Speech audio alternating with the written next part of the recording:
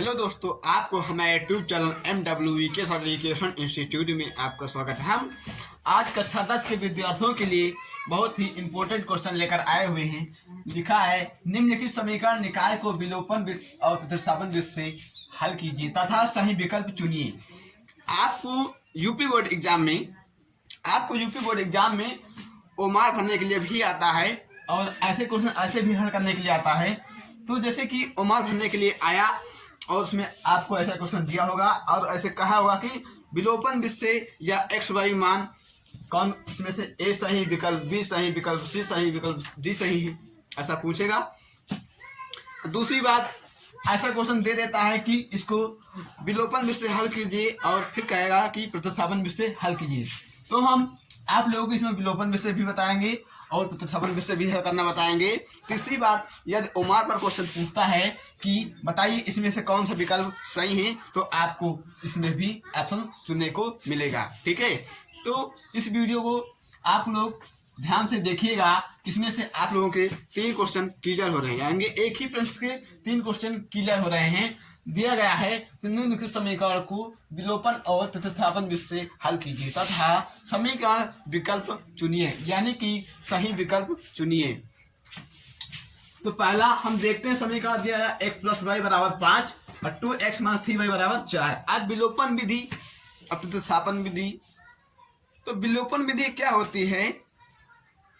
विलोपन विधि का मतलब होता है कि किसी को अपने स्थान से क्या करना, विलुप्त कर देना, यानी कि हटा देना। सीधा क्या करना, हटा देना। और आ गई प्रतिस्थापन विधि। तो प्रतिस्थापन विधि किसे कहते हैं? प्रतिस्थापन विधि का मतलब ये होता है कि किसी को अपने स्थान पर व्यवस्थित करना, यानी कि किसी दूसरे को अपने स्थान पर रखना, कॉपी करना, कॉपी पेस्ट करना। ठीक, अब विलोपन मतलब विलुप्त कर देना, हटा देना। चलिए हम देखते हैं। समीकरण दिया गया है x + y = 5 और 2x - 3y = 4।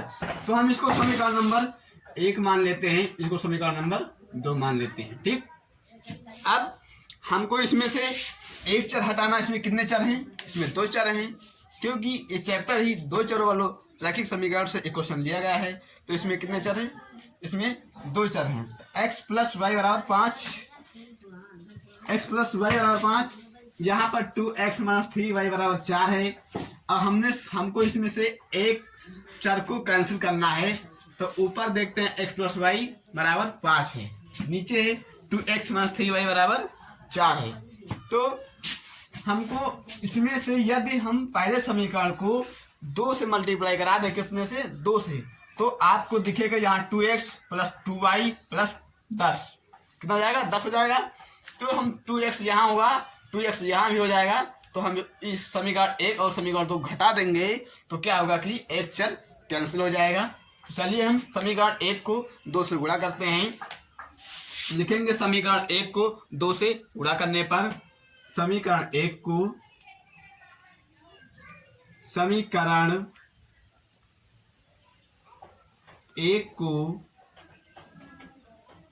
2 से गुणा करने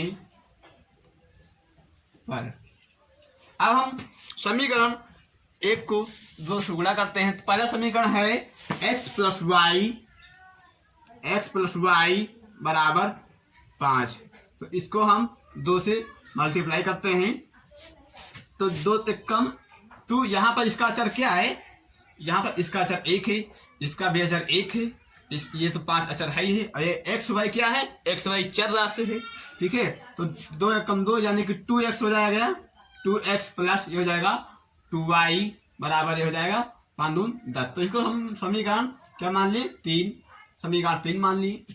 अब ये समीकरण 2 है। तो अब हम समीकरण 1 और समीकरण यानी कि समीकरण 2 और समीकरण 3 से आप ध्यान से देखिएगा कि यहाँ पर 2x - 3y = 4, यहाँ पर 2x + 2y = 10।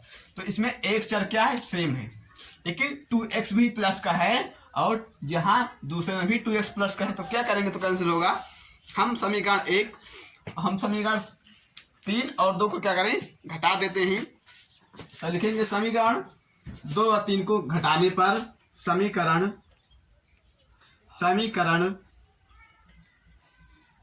समीकरण 2 व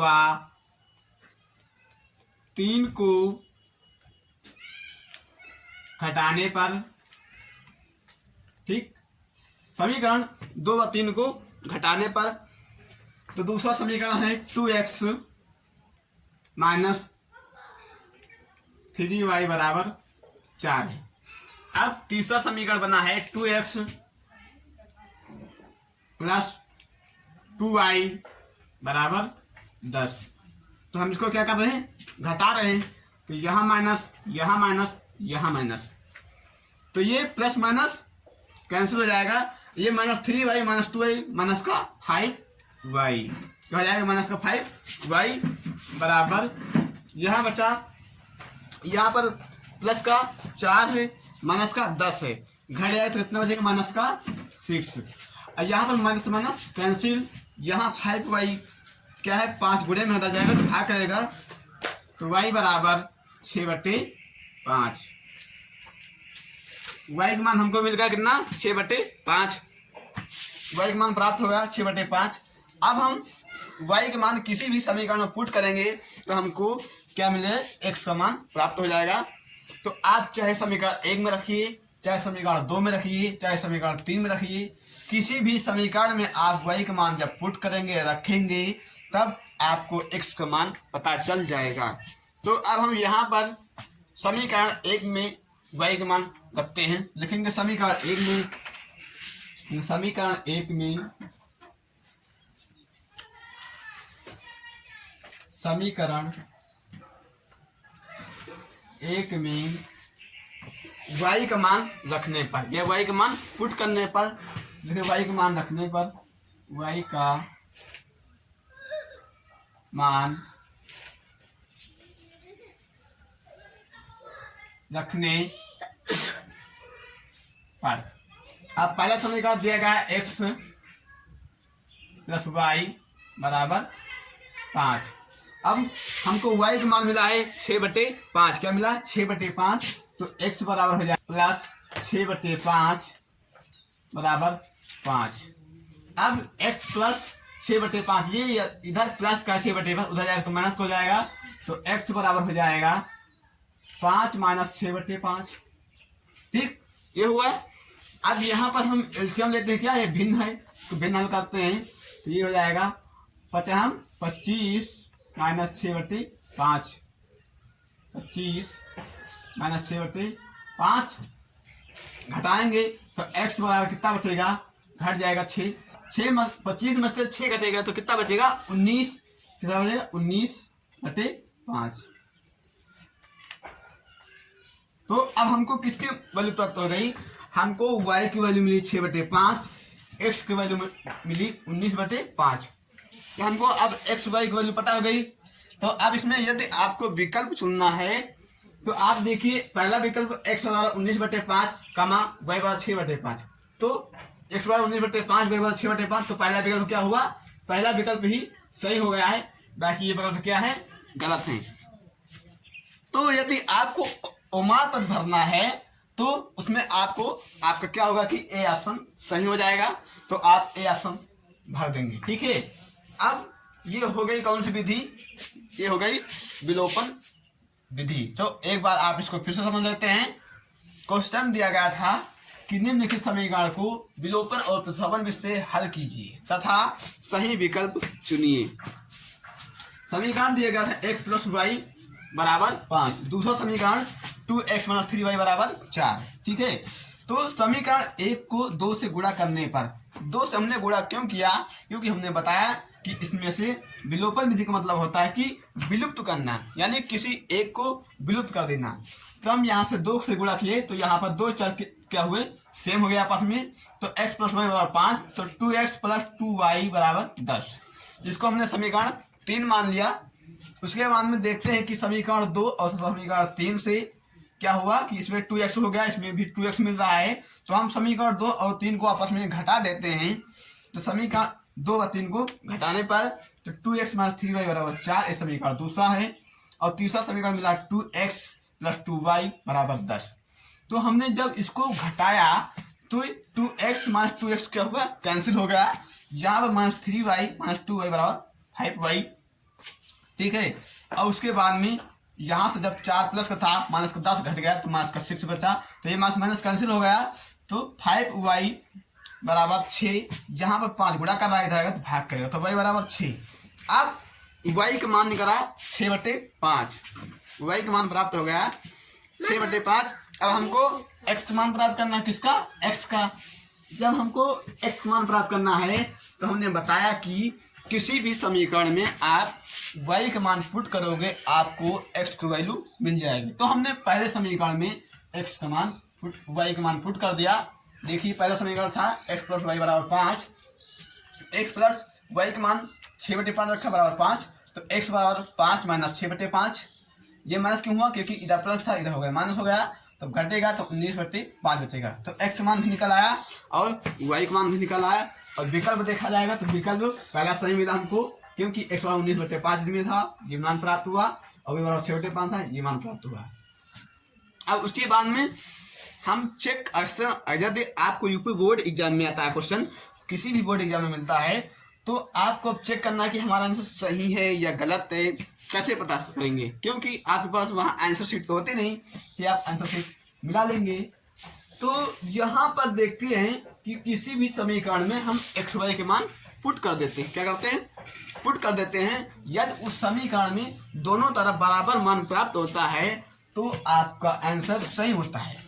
तो चलिए हम पहले ही समीकरण में क्या करते हैं, x और y का मान पुट करते हैं। ठीक है, तो पहला समीकरण दिया गया है, देखिए x प्लस वाई बराबर 5। तो यहाँ पर हमको x का मान मिला 19/5, तो 19/5 रखेंगे, 19/5 प्लस y का मान हमको मिला है 6/5, तो 6/5 रखेंगे बराबर 5।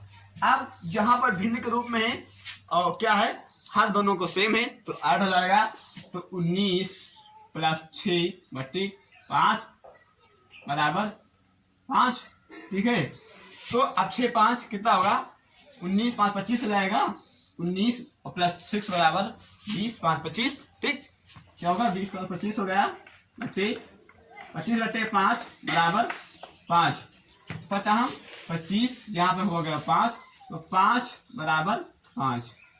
अब देखिए जब हमने मान पुट किया समीकरण में तो हमको दोनों तरफ बराबर वैल्यू प्राप्त हुई। क्या हुई, दोनों तरफ बराबर वैल्यू प्राप्त हुई, इसलिए क्या है, हमारा आंसर सही है। आप ऐसे आंसर चेक कर सकते हैं। तो आप अब इसको प्रतिस्थापन विश्लेषण करते हैं। तो यहाँ पर पहला समीकरण दिया गया है x प्लस वाई बराबर 5। अब यहाँ से हम x का मान निकालें तो x बराबर हो जाएगा 5 माइनस वाई। क्या होगा, 5 माइनस वाई। यहाँ पर ये प्लस का था वाई इधर हो गया तो माइनस हो गया, तो x बराबर 5 माइनस वाई हो जाएगा। अब x का मान हमको जो मिला है, क्या मिला है, हमको जो x का मान मिला समीकरण 2 में रखते हैं या 1 में रखते हैं, किसी भी समीकरण में इसका मान पुट कर सकते हैं। तो हम समीकरण 2 में x का मान रखते हैं, यानी कि x का मान समीकरण 2 में रखने पर लिखेंगे x का मान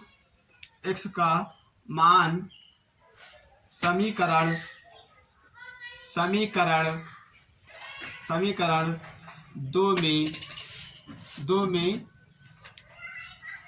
रखने पर, ठीक, x मान समीकरण 2 में रखने पर, अब समीकरण 2 में x का मान रखते हैं तो ये हो जाएगा 2x माइनस 3y बराबर 4। ये हमारा समीकरण था। यहाँ पर x का मान पुट करो तो 2x का मान मिला है 5 माइनस वाई माइनस 3y बराबर 4। अब ये तो अंदर मल्टीप्लाई होगा तो 2 पंचे 10 माइनस 2y ये माइनस का 3y बराबर 4 हो जाएगा। अब ये 10 माइनस माइनस का 5y बराबर 4। ये 10 इधर प्लस का उधर जाएगा तो माइनस का हो जाएगा, तो माइनस 5y बराबर 4 माइनस 10 घट जाएगा, तो माइनस का क्या बचेगा, माइनस का 6 बचेगा, माइनस का 6, तो माइनस कैंसिल, तो 5y बराबर 6। यहाँ पर 5y 5 गुणा 5y के गुणे में है तो इधर जाएगा तो भाग करेगा, तो y बराबर हो जाएगा 6/5। क्या हुआ? y बराबर 6/5।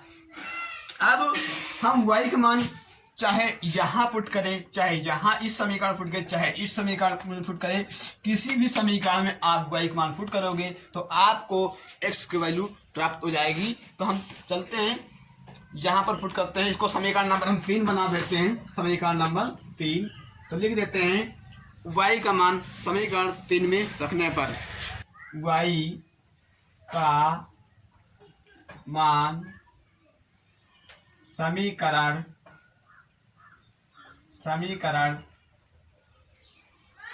3 में रखने पर, अब y का मान हम समीकरण 3 में रखते हैं तो x बराबर दिया गया है समीकरण 3, x बराबर 5 - y, तो x बराबर हो जाएगा 5 - y का मान 6/5 हो जाएगा, तो x बराबर 5 यहाँ 25 - 6/5 हो जाएगा, तो x बराबर हो जाएगा 19/5। क्या हुआ? 19/5। तो अब देखिए यहाँ भी y बराबर 6/5 प्राप्त हुआ, x बराबर 19/5 प्राप्त हुआ, तो यहाँ भी विकल्प ए इसमें भी सही मिला। तो आप क्वेश्चन को चाहे विलोपन विधि से लगाएं, चाहे प्रतिस्थापन विधि से लगाएं, आपको आंसर क्या मिलेगा? सेम ही मिलेगा। क्या मिलेगा? सेम ही मिलेगा। और सेम यदि इसको भी चेक करना है तो उसी की प्रक्रिया करिए, इसमें भी x और y के मान समीकरण 1 में पुट करिए या इसमें पुट करिए। यदि आपको बराबर मान प्राप्त हो रहा है तो आपका आंसर सही है। तो एक बार फिर से समझ लेते हैं। तो x + y बराबर 5 पहला समीकरण था, और 2x - 3y बराबर 4 दूसरा समीकरण था। तो हमने x + y बराबर 5 पहला समीकरण से x का मान निकाला, तो यहाँ पर x बराबर 5 - y प्राप्त हुआ। क्यों हुआ? क्योंकि ये प्लस था, इधर माइनस हो गया, तो x बराबर 5 - y, ये x का मान प्राप्त हुआ। अब हम x का मान किसी भी समीकरण में पुट कर सकते हैं, तो हमने x का मान समीकरण 2 में पुट किया, तो 2x - 3y बराबर 4, तो 2 यहाँ पर x की वैल्यू पुट किया तो 5 - y थी, तो 5 - y किया, -3y बराबर 4। अब 2 अंडर मल्टीप्लाई, 2 पंचे 10 -2y -3y बराबर 4। अब 10 -2y -3y जुड़ जाए तो -5y बराबर 4 हो गया। अब यहाँ पर 10 प्लस का था, इधर आएगा तो माइनस का हो गया, तो ये -5y और यहाँ पर घट जाएगा तो माइनस का 6 बचेगा, तो माइनस कैंसिल जाएगा। यहाँ 5 को गुणा कर रहा है तो इधर है तो भाग कर दो, 6/5 हो जाएगा। अब यहाँ पर फिर देखिए y का मान समीकरण 3 में हमने रख दिया, समीकरण 3 हमने इसको बना दिया था x बराबर 5 - y, तो ये x बराबर 5 - y, तो यहाँ पर y का मान 6/5 रखा, तो यहाँ पर एलसीएम लिया, तो 5 25 - 6 घटाया, तो x बराबर 19/5 प्राप्त हुआ। यही हमारा विकल्प ए सही है। क्या है? विकल्प ए सही है। तो आप लोगों के समझ में क्वेश्चन आ गया होगा। यदि आप लोगों के समझ में क्वेश्चन आ गया है तो आप वीडियो को लाइक करिए और चैनल को सब्सक्राइब करिए। अब आप लोगों को मिलते हैं अगले नेक्स्ट क्लास में।